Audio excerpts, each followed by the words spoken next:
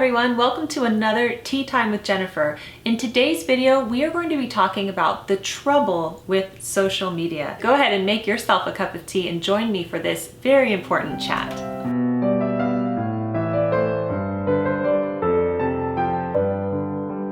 Okay, so what's the trouble with social media? Well, I'm glad you asked. And I'm sure that many of you already have your own thoughts on this, your own opinions. I actually think that there is a lot of trouble with social media, and it is really just a landmine of problems for people in their lives today. It's changed the fabric of our society, it's changed how we think, it's changed how we act, and so many more things. So today I want to go through the troubling aspects of social media and then hopefully offer a reprieve at the end on how you can still engage in social media but not let it have detrimental effects in your life. Okay, quickly, let's start out with the good points on social media. Social media can be good for a number of things. If you have a business, it's a wonderful way to promote your business. I use social media to promote my writing. So for example, the video that you're seeing now, I will have promoted it on Facebook, Twitter, and Instagram. So social media can be a valuable tool if you have a business or you are a creator or whatever it is that you do to go ahead and reach your audience. And so I do use social media for those aspects. I also have a personal Facebook page, which I rarely post on, but we'll talk about that in just a second. But I do use it for professional purposes mainly. Social media can be wonderful for that. Another reason that social media can be great is because you can connect with people that live on the other side of the world. Maybe you have family members that you don't get to see that often, and it's really nice to see their children, their families, what they're doing. That's a really nice aspect as well. It's like a digital scrapbook where you can see and catch up with people that you wouldn't otherwise get to see that often. So that is a good tool as well. There's also some great fellowship opportunities. I know that on Facebook, I'm involved in some different mom groups, homekeeping groups, homeschooling groups, and that type of thing. And I actually really enjoy reading those posts every day. It's also a place where you can get the news, and I don't know if that's good or bad, but you get the news. And then what I actually like about social media is that you get to see the honest commentary beneath the news stories. Now, whether or not those are censored, I don't know. But as of right now, you get to see some commentary beneath the news to see what people really think. So I think those are all the good points for social media. But the troubling aspect of it, and let's just get right into it first and foremost, is that it is addicting and we are spending way too much time on social media. So I'm looking at this study from 2017, from last year, about how much time people are spending on social media, and they say it's constantly increasing. And it says teens now spend up to 9 hours a day on social platforms. So, when you see people all throughout the day looking at their phones, and we'll get to that later, they're probably on social media. If you kind of have a little look, they're on Instagram, they're on Facebook, they're on Twitter, they're doing something on social media, and they check their platform several times a day, and this can result in a lot of hours. Okay, so number one, let's talk about the trouble with social media. I think that it turns us into narcissists. Now notice that I said us. I'm not excluding myself from this. I've noticed a change in myself since the invention of social media and since I started using it.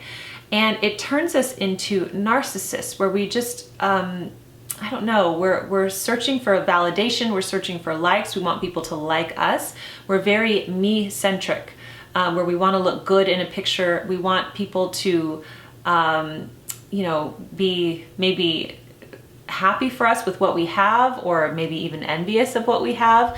We share the best parts of our lives. And why do we do that? So we could look good, so we could feel better. I mean, that's the honest, ugly truth. And people can deny it and they say, no, I don't do it for that reason. But deep down inside, I think we all do. We want to brag about what we're doing on the vacation we're on, or that accomplishment we've had. We want to share that selfie where we look good. In my notes, I have a lot of notes in case you're wondering where I'm looking. I don't want to miss anything here. So yes, it makes us narcissistic. It makes us self-centered. I truly believe that. Now, I remember when the selfie was first introduced, this is like 8 years ago, maybe, or it could have been more. But anyway, and I was thinking, I thought to myself, when I had, one of those phones where you could turn it around and take a picture of yourself, my first thought was, why would anybody want to take a picture of themselves? Oh, how naive I was. And I remember I took my first selfie, and I remember I posted it on Twitter. And this is, when I had the blog, and I was just like, wondering if anybody was gonna like it or if I looked good. And I remember that, and that's not, I don't like it. It's not good. It's not a good feeling. Yes, I have posted selfies since then. So I do post selfies, not on a regular basis. Very rarely do I post them. And I'm not saying that there's anything wrong with selfies, but when you are constantly posting selfies, constantly taking pictures of yourself, maybe, you've seen those people where their entire social media, Instagram is a selfie. Every picture is a selfie. It feeds into that narcissism that we have, and it's something to observe. Okay, I'm gonna combine the next two troubles here. Are you ready? So my next two troubles with social media are that we cannot enjoy real-time life anymore, okay? We are unable to be in the moment, and we feel like we need to document everything. This has happened to me. I observe all of this stuff with myself, by the way. I'm not excluding myself, and this is where I'm getting it all from. But since the invention of social media, and if you use it regularly, you'll find that you cannot enjoy a fireworks show or a parade or a beautiful piece of art or an exquisite looking dinner or anything without having that niggling thought in the back of your mind that you need to share it with people. We have become incapable of enjoying the moment of everyday life.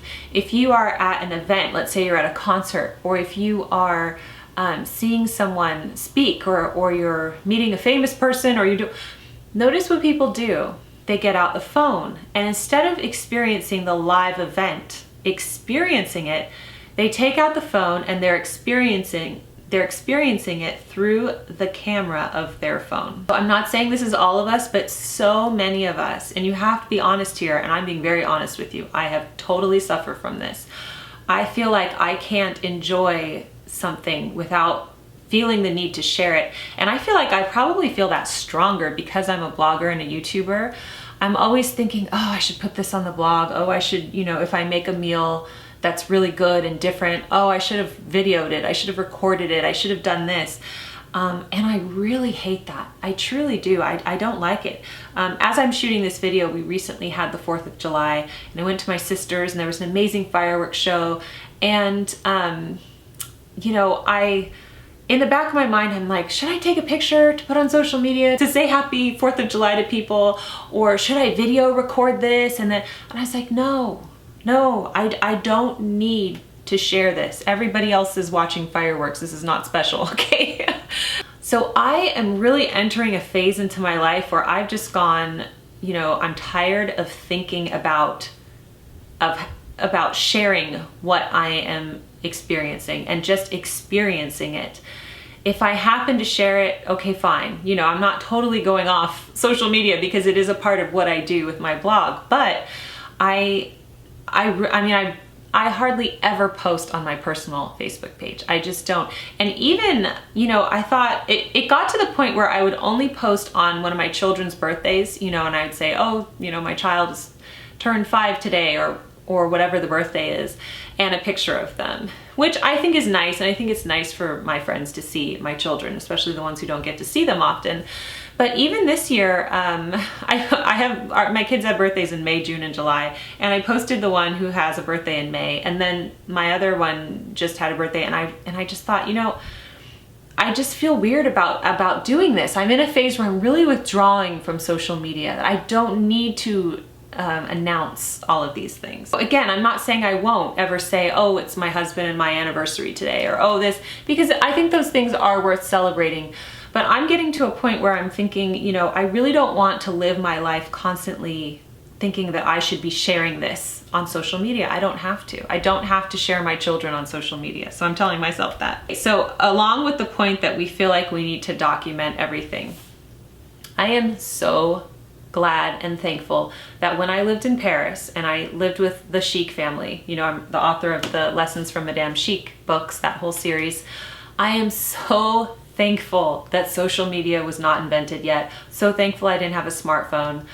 I am so thankful. Instead, I just lived it. I experienced it. I took it all in. I imbibed it. That's why I was able to fully just experience my immersion there into that culture and with that family.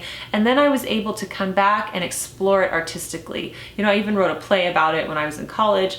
And of course I wrote my books, and I kept a journal while I was there. And that was neat because it was private. I was writing my journal for myself to read later, not to share with the world necessarily.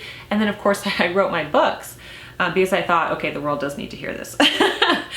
But I'm so glad that I wasn't on social media constantly taking selfies in front of the Eiffel Tower and sneaking pictures of Madame Chic's food. And, I'm so glad that I was just able to live fully in the present moment.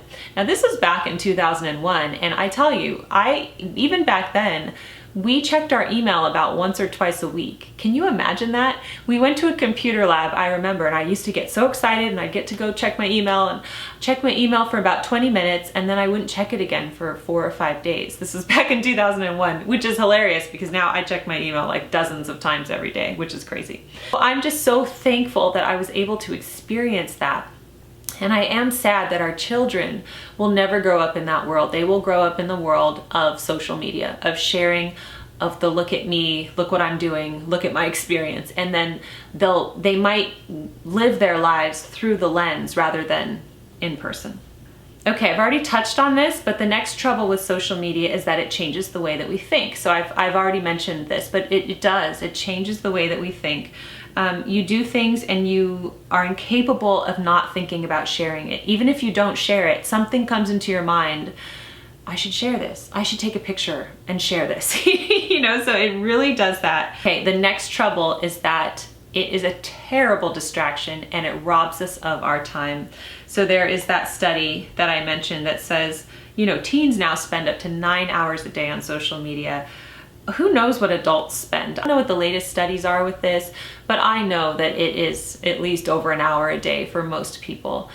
And it just robs us of our time. And it truly is a terrible distraction because it's not the type of thing, like let's say you watch YouTube videos or something, you can also clean your house while you're doing it. It's the type of thing where you are sitting there and you are scrolling, you are on your computer or you're on your phone and you are looking at it directly and you're not doing anything else. So it really does rob us of our time. And meanwhile, our homes are in chaos.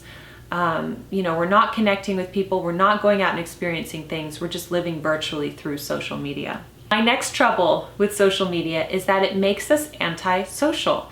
So if you go outside, you go to a coffee shop, you go anywhere where you're waiting for something, everyone's just looking down at their phones. Somebody from the Friends cast said something about how the coffee shop scene just wouldn't be fitting today because today when you go into a coffee shop, unless you are literally paying for your coffee or grabbing it, everyone is just on their cell phones. We have become so antisocial. I really noticed this with the younger generation. I've been to so many parties in the last few years where there will be teenagers there, and if there's not a friend with them, they'll just be on their phone the whole time, and it's such a shame. It's such a crutch for people, and they just bring their phone out immediately to look at it. So it makes us antisocial. Okay, and the next trouble is that it turns us into people that we would not otherwise be face to face.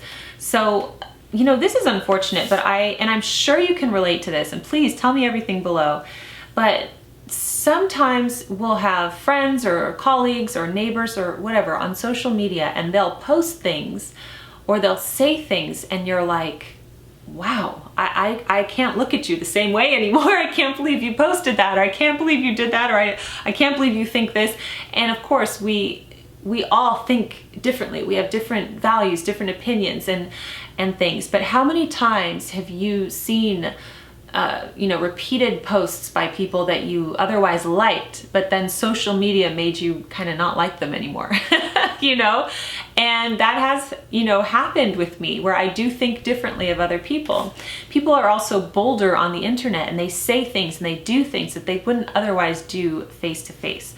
So it changes the way that we think about other people as well. Okay, so I could go on forever on this topic, and maybe we could do a live chat one day where you engage with me on this subject, so I'm just not talking to you.